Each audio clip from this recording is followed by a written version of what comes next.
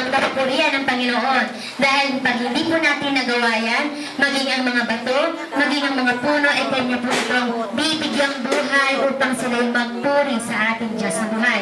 Tayo ngayon na may buhay, ipalakpak mo ang iyong mga kamay, ikaw na mga may